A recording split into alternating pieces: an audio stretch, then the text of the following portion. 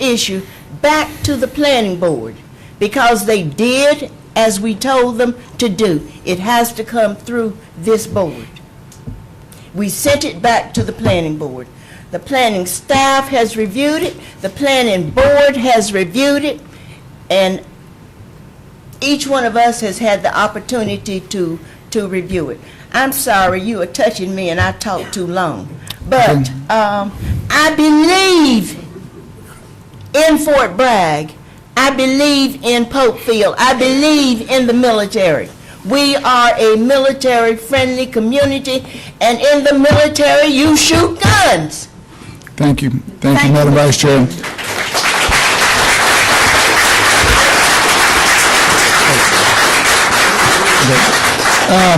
As we finish up round one, I need to put out there that I don't believe that the substitute motion and the original motion have anything to do with each other. I think they're two different issues. And not only would this be kicking the can down the road, it would be putting another can in its place and kicking that one down the road. So I believe it would confuse the issue. So I'm not going to be supporting that. I'm ready to call for the vote on the substitute motion right now, if there's no other comment.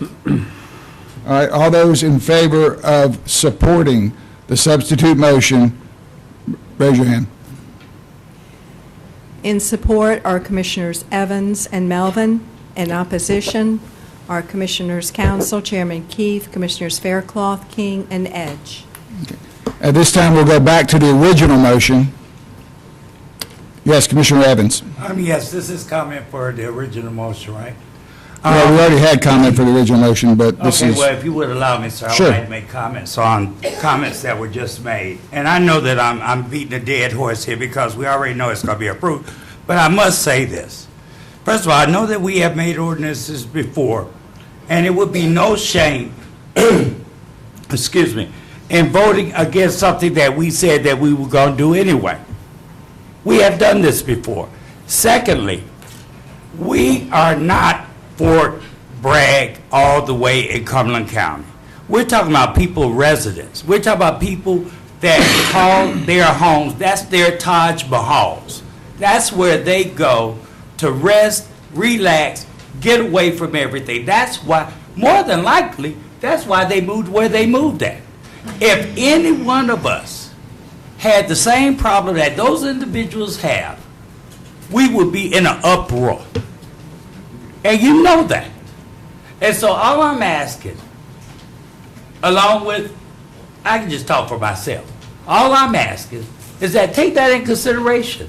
If you were in your living room near Fort Bragg, I love the veterans too, I'm a vet, I love the military, I support them. But if we were right there on Fort Bragg, or living near Fort Bragg, we would have a fit. We would try to find somewhere else to live because of the cost of boom, boom, bang, bang, bang.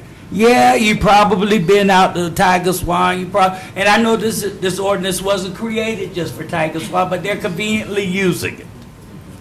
But the thing about it is, if you go out and you hear one weapon shot, yeah, it's not going to make a hill of beans. But when you hear the succession of 6, 4, 5, 14 weapons at one time, that makes a difference. I know. I've been on the firing range. Thank you, sir. Thank you, Mr. Evans. Commissioner Faircloth.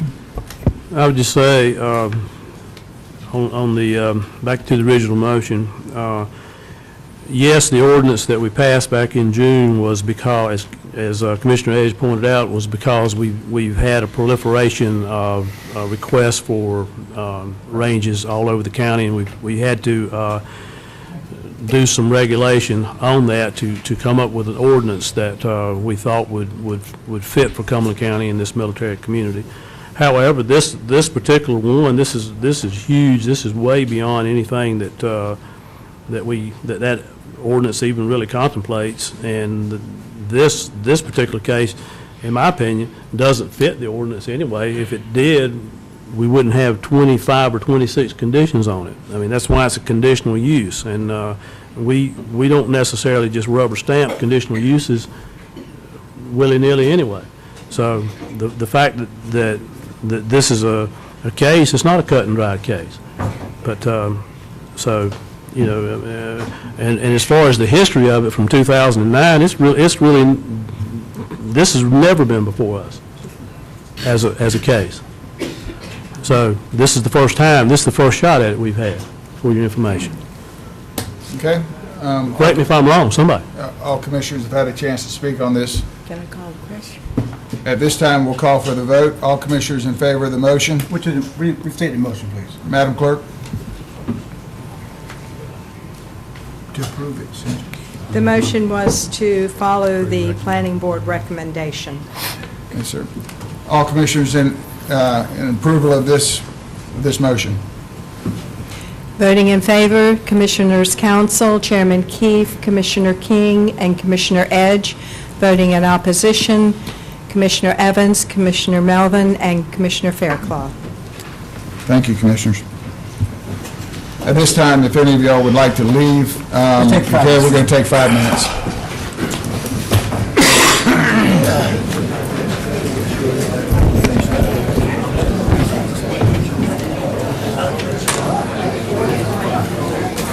Yes, it is, yeah.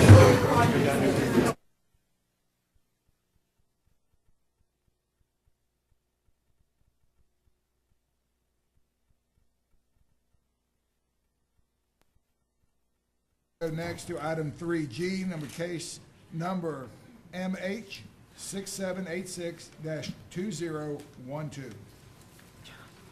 Thank you, Mr. Hatcher. Do you swear or affirm that the testimony you're about to give is the whole truth and nothing but the truth? Yes, I do. Okay. Your first case tonight, I have 2 cases for you, board. These are, the first one has a consent to demolish. The second one will be a fire trap, so we can get through this real quick.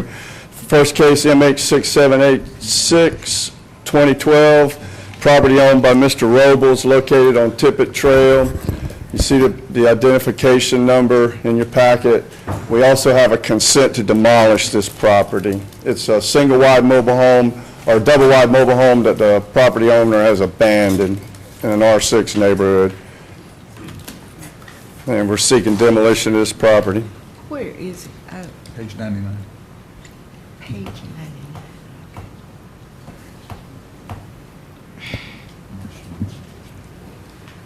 Okay.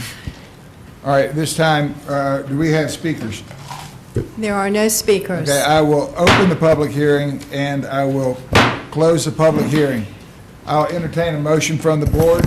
Commissioner Fairclough. Mr. Chairman, I move we adopt the order and report of minimum housing inspector as a true facts in this case, that we order the property owner to remove or demolish the property within 30 days, that we order the inspector to remove or demolish the dwelling if the owner fails to do so, and impose a lien on the real property for the cost of such action, and that we direct the clerk to incorporate the foregoing findings and orders in an ordinance certified by the chairman and record the same in the register of deeds. Second. All right, there's motion's been made and seconded. All those in favor? Unanimous? Thank you. Our second case is MH 107, 2013, property owned by McNeil Ayers, located on Cedar Creek Road. You have the property identification number for you. This is a house built in the 1950s. It's termite ridden, falling apart, fire hazard, electrical, Madam Clerk, seeking demolition. I'll open the public hearing. Are there any speakers? There are no speakers. I'll close the public hearing. A motion? I've done something. I don't know what I've done. Marshall? Mr. Chairman, I move that we adopt the order and report of the minimum housing inspector as a true facts in this case, and that we order the property owner to remove or demolish the dwelling within 30 days. We order the inspector to remove or demolish the dwelling if the owner fails to do so, and impose a lien on the real property in the case of such action, or for the cost of such action. That we direct the clerk to incorporate the foregoing findings and orders in an ordinance certified by the chairman and record the same in the register of deeds. Thank you. Motion's been made. Second. Second, and all those in favor? Unanimous? Thank you. Next item, Thank you, Mr. Board. Martin, will you be giving the update on the budget? Actually, Ms. Cardinale is going to do that, and then I'll give you the management action plan. Okay, from her. welcome, Ms. Cardinale. Thank you. Good evening, Mr. Chair and Commissioners. I am pleased to be here tonight with some good news. We are As- pleased to have you. Thank you. As you may be aware, Congress passed a resolution October 16th that funds the government through January 15th, 2014, and extends the debt limit through February 7th, 2014. The resolution restores federal funding and clarifies that states will be reimbursed for costs incurred in executing federal programs. In a conference call last Thursday, North Carolina Department of Health and Human Services officials assured DSSS directors that federal funding is restored and is 100% retroactive. DHHS said, quote, "It is business as usual, as if the shutdown never occurred," end quote. However, state officials did caution there may be a slight delay in dispersing the funding as they are returning to normal operations after the shutdown.